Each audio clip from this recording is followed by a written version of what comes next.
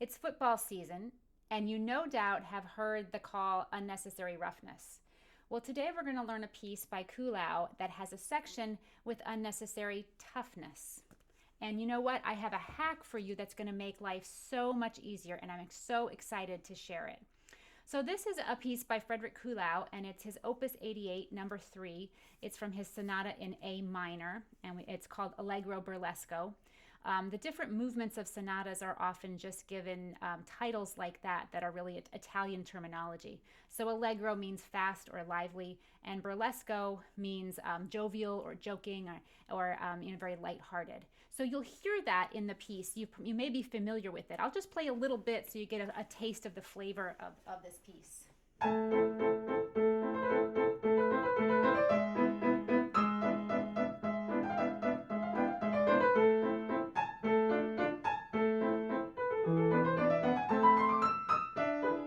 And so on.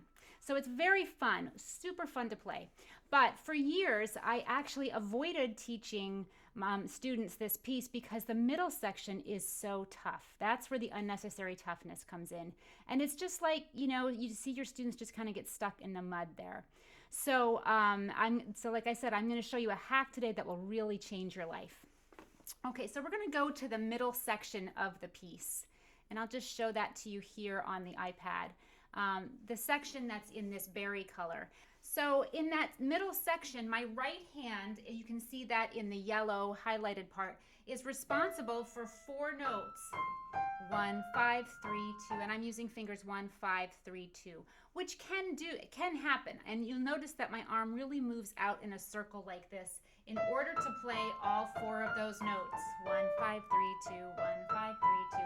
But it's a lot of motion and a lot of chance for students to sort of mishit the note because there's this big distance between fingers 3 and 2 that needs to be covered.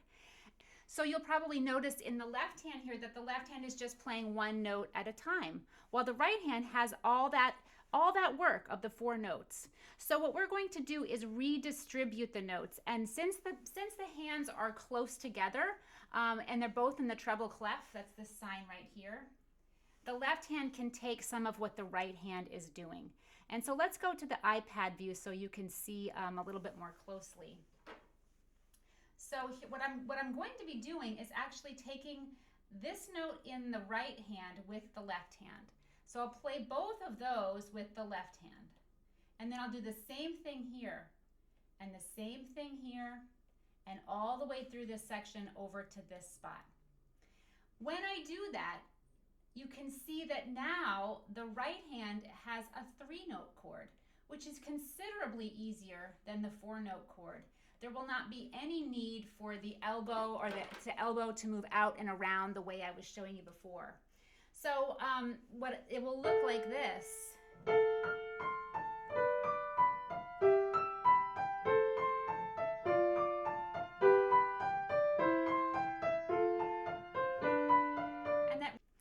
Okay, so here you will see this is the hack. I've rewritten this part into blocked chords.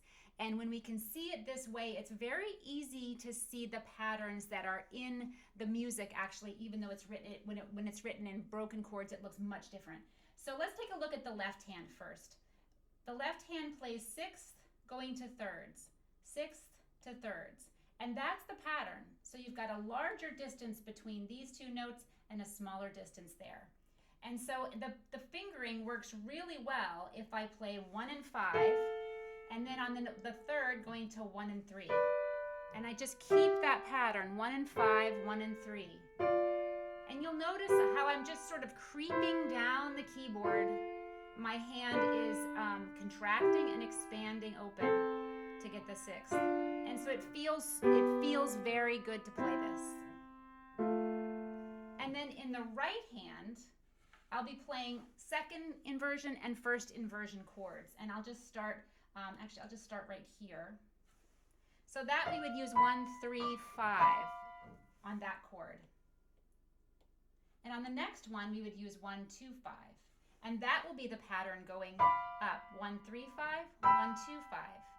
Now you'll probably notice that that middle note, as I'm changing from finger 3 to finger 2, is the same key, which is so nice. 1, 3, 5, 1, 2, 5.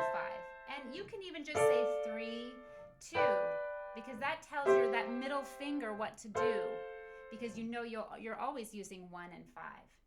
So you can already see the patterns. And so when you put it together, you could play first with the left hand. Let's use this blue color. This left hand note, and then go to that right hand note. Left hand note to right hand. Left to right, like this. So I'm playing the 6th, and then I'm playing 1, 3, 5. Left hand, right hand, left hand, right hand, left hand.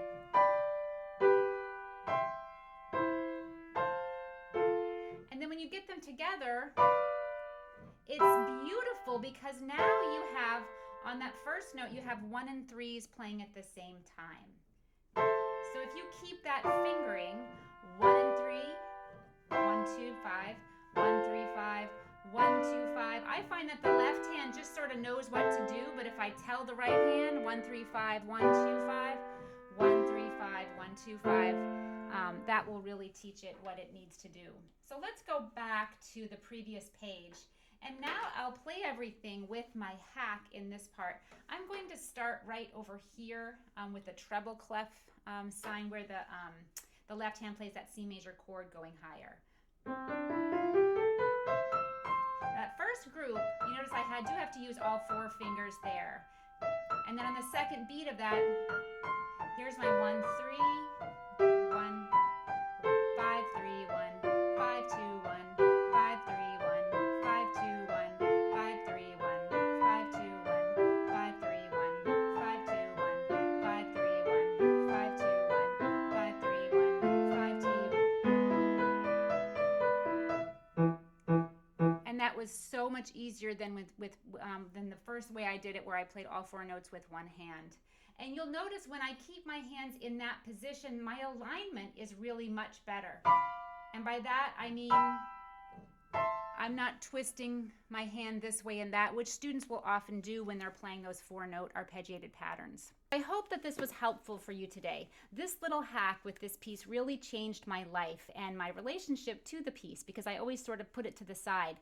But it doesn't have to be as difficult as it first looks. So if you enjoyed this content, please drop me a comment, like, subscribe, share. I would love to hear from you. Also, if you are interested in taking lessons with me, I do have spots available, and I'll put a link in the comments. Happy practicing.